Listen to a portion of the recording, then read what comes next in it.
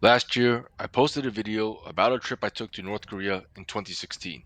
Well, almost 9 years later, I went back and was part of the first group of non Russian tourists to visit North Korea since the start of COVID when they completely shut the border to outsiders. Because we were the first non Russians to visit North Korea in over 5 years, our tour did get a bit of media attention, including on social media from one of my fellow tour mates who was a YouTuber, and from traditional media, both in the English and non English speaking world. So I won't make this video about what we saw and did on the tour, but instead, I'll talk about what was different or what changed in the almost 9 years since I visited the first time. Now, this isn't going to be an apples to apples comparison for two reasons. First, it's a completely different part of the country I visited this time. Whereas last time, I visited the capital, Pyongyang, and the southern part of the country near the border with South Korea. This time, I visited the northern part, in a special economic zone known as Rasan, which is close to both the Chinese and Russian borders.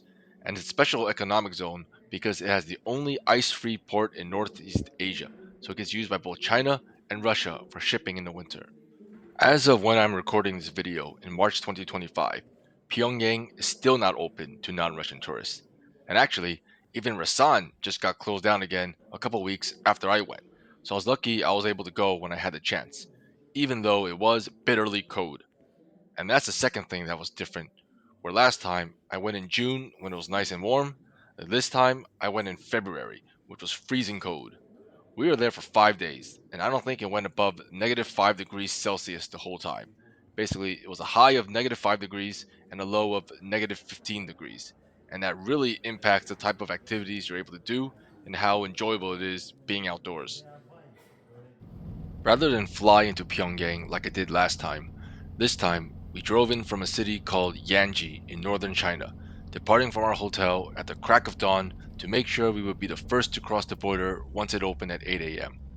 If you saw my last video, I talked about how I was pretty nervous at the Pyongyang airport border control since I was a Taiwanese American dual national and there was quite a lot of anti American sentiment at the time. Well, this time I entered on my Australian passport, so I was much more relaxed. And also, because Rasan is a special economic zone, the entry requirements are actually much less strict. All you need is a travel permit and not even a proper visa like you would need for Pyongyang, but you can still only go as part of a tour group, and the tour company still has to apply for the permit for you. But it's very quick and easy to get as long as you're not a journalist. And actually, border control leaving China was more strict than entering North Korea, as China also generally has pretty strict entry exit requirements for Westerners, so they also needed to make sure we all had proper visas to re enter China once we finish our North Korean trip. Once in Rasan, though, the tour was still pretty heavily controlled in terms of where we can and can't go. We can't just go wandering off on our own. There will always be someone watching and letting you know if you stray too far. Here, I was just taking a selfie in an auditorium, and you can see one of the tour guides conveniently sitting right behind me, keeping an eye on me. On my last trip to North Korea, I went with the predominantly Chinese tour group, and we had two tour guides, the main one who spoke Chinese and a secondary one who spoke English. Well, this time we had three tour guides for our group of 8 people. And because this time I went with the Western tour group, the main tour guide, who was once again a guy, was mostly English speaking. He was very experienced, and his English did not seem rusty at all from not having done any English speaking tours in the past 5 years. He was quite outgoing and even serenaded us a couple times. 이고로 우리 심장 스스로 택한 인생 죽어도 혁명신념 The secondary tour 버리지 guide was once again a girl, 말라. was pretty much brand new to the job, and wasn't as confident in her English speaking abilities as the guy.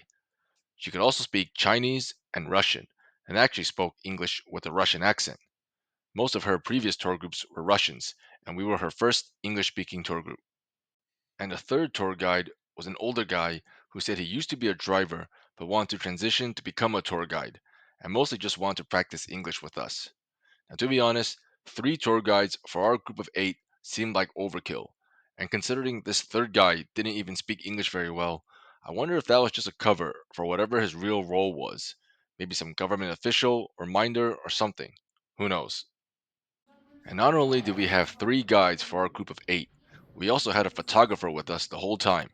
something I didn't have on my previous trip to Pyongyang.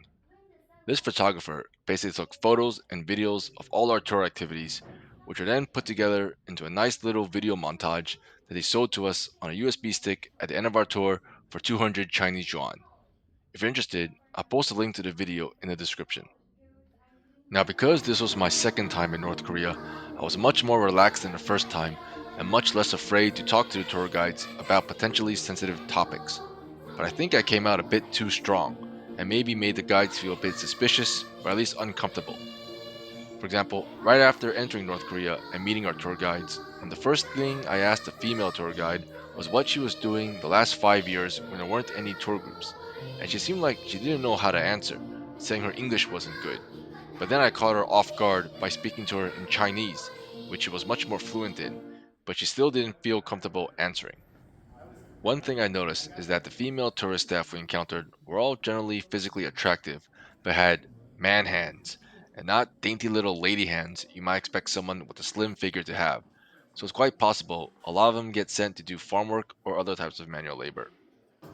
Compared to my last trip to North Korea, this time there was less anti American sentiment, but a lot more anti South Korean sentiment. Back when I went in 2016, North Korea was still pushing a message of reunification with South Korea, but now that's completely changed, with North Korea now seeing South Korea as their enemy. For example, I asked a female tour guide about COVID, and she said it was sent over by South Korea in a balloon to deliberately harm the North Korean people.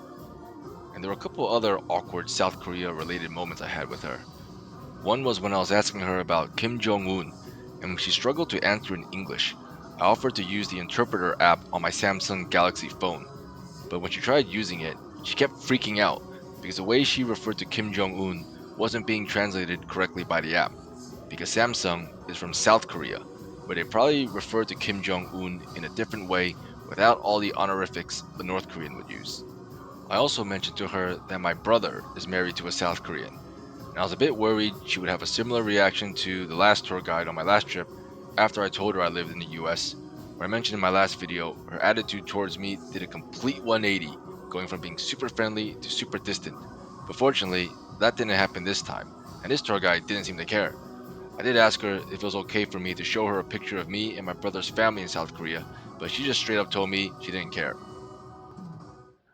Things also got a bit awkward when I asked about Trump and American politics.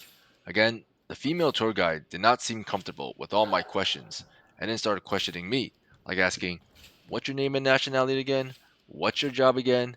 And at this point, I started to get a little bit nervous, wondering if they finally figured out that I was an American when I last visited almost 9 years earlier. And she must have been talking with the other tour guides, because a primary male tour guide later came to me and also started questioning me. "What's your name and nationality again? What's your job again?" And I asked him what he thought of Trump, and he was pretty neutral, saying it just depends on how the US treats North Korea. But when I asked him about Biden, he was very negative, literally going, "Biden, bleh." But when I tried to press him more on what he thought of Trump, he blurted out, "Why don't you ask Trump to ask me himself?" As if somehow I had access to Trump. So even though I kept telling him I was Australian, they seemed to think I was some sort of double agent for the US. But on our last night in North Korea, we all had some drinks together and the male tour guide loosened up a bit. I also explained to him that I was asking a lot of annoying questions because unlike everyone else in the tour group, I had been to North Korea before, so I was a lot more relaxed and not as ultra careful about what I said. So eventually he understood that and stopped suspecting I was a journalist or double agent. And when I asked him about Trump again, he was much more positive this time, saying that he admired his strength. And that's basically North Korean diplomacy in a nutshell, in that they see power in strength, meaning that the only way they believe they can be respected on the world stage is through their military strength, which is why they won't give up their nukes. And it's also why, in a way, they respect Trump for threatening North Korea militarily in his first term, because he was at least speaking their language. And speaking the same language eventually led to Trump recognizing North Korea's sovereignty and engaging with Kim Jong un as a peer, rather than as some kind of rogue actor. Now I'll pause for a minute here to get a bit philosophical on geopolitics.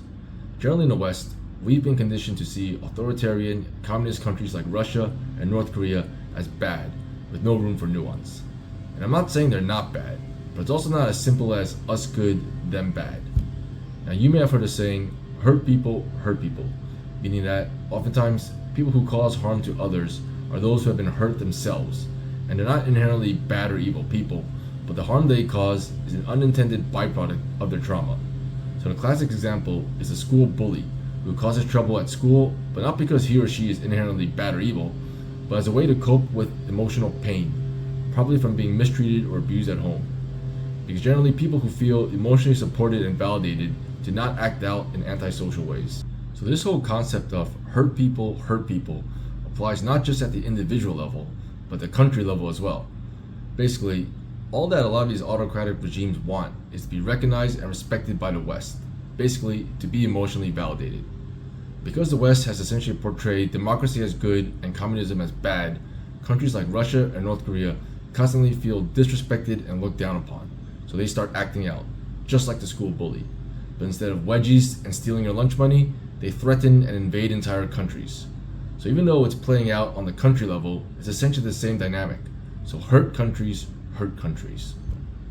We now know the best way to address bullying isn't by just punishing the kid and making them feel worse about themselves than they already do, although yes, you still do need to hold them accountable for their actions.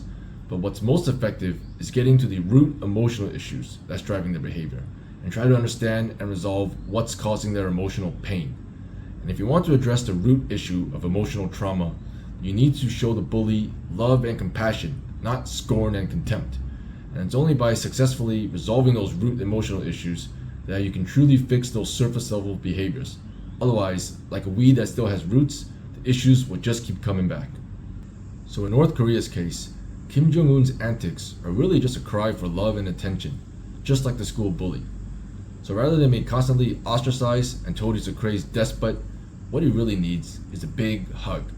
And that is why Trump in his first term actually made some progress with peace talks by sending Kim Jong-un love letters. But I think that was more from Trump admiring and craving the validation of fellow strongman leaders, and not him actually understanding the whole psychology behind it. Which is why peace talks eventually broke down when Trump expected full denuclearization without understanding how fundamental nukes and military strength are to North Korean identity. We're now a couple months into Trump's second term, and he still hasn't made any new moves on North Korea. But let me know in the comments what you think he might do. Anyways, back to the show. The hotel we stayed at this time was also a bit different from the one I stayed at last time in Pyongyang. Unlike Pyongyang, which essentially only had one big hotel where foreigners could stay at, there were a few different smaller hotels in Rasan. The one we stayed at was called Rasan Tourist Hotel, which had a restaurant, bar, karaoke room, billiards room, and massage room, where you can get a 1 hour North Korean massage for 100 Chinese yuan, which compared to a Thai or Chinese massage has a lot more chopping involved. But there was no bowling alley or barber like the hotel in Pyongyang had, which was too bad because I was hoping to get another state sanctioned haircut.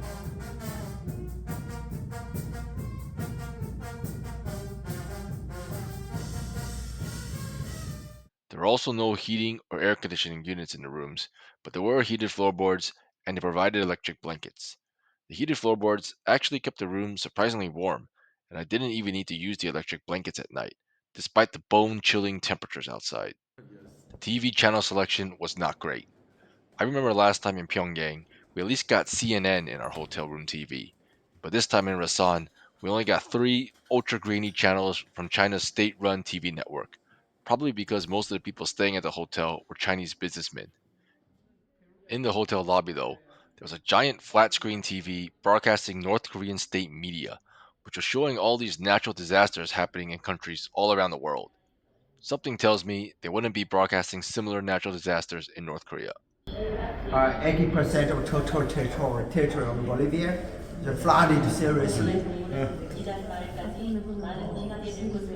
They just predicted more rain until the end of this month. To me, the food is one of the best parts of visiting North Korea, and not necessarily because it's Michelin star quality or anything, although it certainly isn't bad, but because of the way it works. Because we're not able to go out to local shops and restaurants on our own, we basically get three fully catered full course meals a day, where rather than order what we want from a menu, they just bring out a steady stream of food, including appetizers, entrees, and dessert, and even beer is included with every lunch and dinner. I have to say, there's something very liberating about not having to spend any brain power thinking about what to order and also being able to eat as much as you want without worrying about cost. And this type of dining experience is not something I've really experienced outside of North Korea. Even if you go to an all you can eat buffet or all inclusive resort or something, you still have to think about what you want to eat or what buffet package to order. So to not have to think about that for 5 days straight and 15 meals total, at least for me, is something I really enjoyed. Each meal was like opening a bunch of Christmas presents and getting a very tasty surprise. The food itself was quite good, but it seemed more westernized than on my last trip to Pyongyang, with less spices and more fried foods. Probably because my tour this time was with the Western tour group, while my tour last time was with the Chinese group. Also, it was much more seafood based this time, because Rasan is right by the sea, so seafood here is cheap and plentiful. And because it was winter, the food was generally not as fresh, and most of the fruits, vegetables, and meat were probably imported from somewhere else. At least in the winter, fruit in Rasan is considered much more of a delicacy than seafood, and I noticed our tour guides ate a lot more seafood than we did, but did not get the little pieces of fruit we got as a dessert. In terms of transport, walking and cycling were still the primary ways people got around. At intersections, instead of traffic lights, they still used traffic guards to direct traffic. Although you can see at this intersection, traffic lights were installed, but not in operation, as the volume of traffic was too low to warrant it. I don't think the traffic guard was warranted either, but perhaps they thought they had to at least put something there since it was the largest intersection in the city, or maybe it was just something to show us tourists, since this intersection was right outside our hotel. So even though pedestrians and cyclists far outnumbered vehicles, it seemed like the city was overall built more for vehicles than people. And our tour guide said starting this year, private citizens will be allowed to own vehicles. So rather than try to prioritize people over vehicles, it seems the city would prefer to increase vehicle usage and make use of all that excess road capacity in the city. Perhaps North Korea still equates developing the automobile industry with modernization, and this may have been true in the 1950s and 60s, but now many developed cities around the world have started to realize how much car dominance and car dependencies has damaged our cities, and are starting to dial back car usage in favor of more sustainable modes such as walking, cycling, and public transport. So, in a way, North Korea is actually ahead of a lot of the developed world with a higher proportion of people getting around by walking, cycling, and public transport.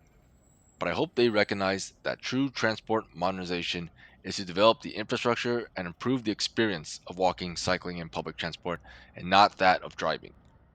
To their credit, there were bus services and bus stops at the outskirts of the city. Of course, there's no metro in Rasan like there was in Pyongyang, but there is a long distance train that connects Rasan with Pyongyang, which we were lucky enough to see in action, as it doesn't run very often and the ride can take up to 40 hours. There's a main train station in Rasan City, but also a new one they were building for train service to Russia, but for some reason, we weren't allowed to take photos of either station. I also noticed a lot more e-bikes now compared to my last trip to Pyongyang. I don't remember seeing any e-bikes in Pyongyang, but this time in Rasan, there were quite a few, although the majority of bikes were still standard push bikes. Notice though how they all have to dismount at crossings and walk their bikes across the street, while cars are able to just zoom through without stopping or yielding for pedestrians. Not great for pedestrians and cyclists, and again, I hope North Korea can recognize that true transport modernization is prioritizing people over cars and not the other way around. One positive for people is that the street lamps in Rasan actually worked at night, so pedestrians can safely walk around and see where they're going.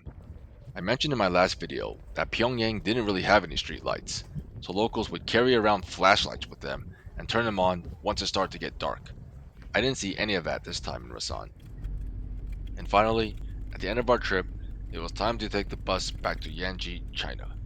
At border control, they do a thorough search of your wallet and make sure you have all the electronics you had when you enter the country. Once we arrived in China, we were detained and questioned for almost an hour, not because of border security or anything, but because the officials were just curious about our trip, as it must have gotten picked up by local media. So they were asking us about what we saw, if we're allowed to take photos, just the usual things people are curious about with North Korea. Because Yanji isn't as close to the border as Dandong, There aren't really any North Korean related tourist activities in Yanji like there were in Dandong, but there are restaurants in Yanji with North Korean staff, like this barbecue restaurant I went to. So if you want to meet some North Koreans without going to North Korea, then there's your chance. And about half the population of Yanji are ethnically Korean, so you can still partake in Korean cultural activities like singing and dancing. Because it's so cold, you can also do some winter activities like going snow tubing down this frozen lake, although the safety standards are a bit questionable. About to go tubing down this frozen lake. Wish me luck. Oh man, that did not feel safe. My feet hit the ice as I went down the hill. And you see I went so far back, almost hit these rocks at the end of the lake.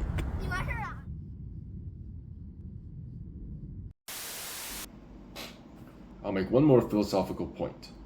On our last night of drinking, other than Trump, our tour guide also talked to me about how much he loved his country and how he was willing to die for it.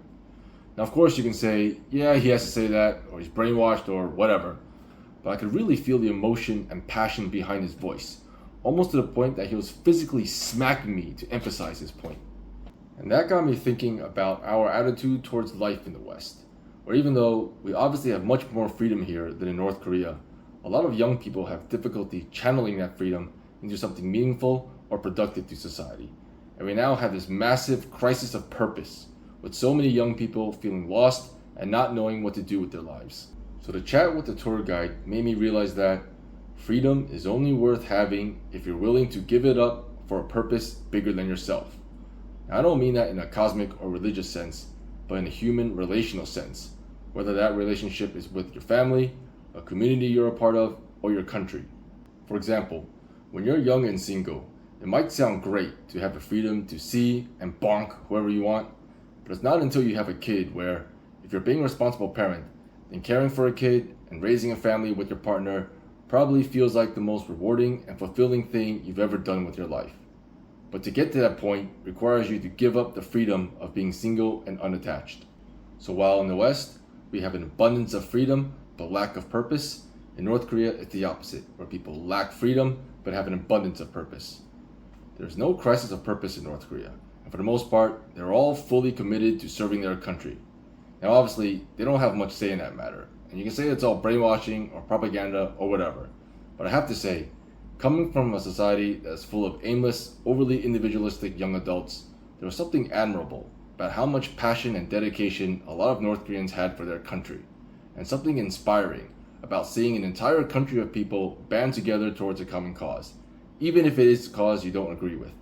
Now, I don't think North Koreans are overall happier than us, because even though they have a higher sense of purpose, they don't have the autonomy to decide for themselves what cause to dedicate their life to. But I do think freedom itself is not enough, and to have a happy, high-functioning society, people need to have both freedom and a sense of purpose, which can only happen if people are willing to give up their freedom for a purpose bigger than themselves.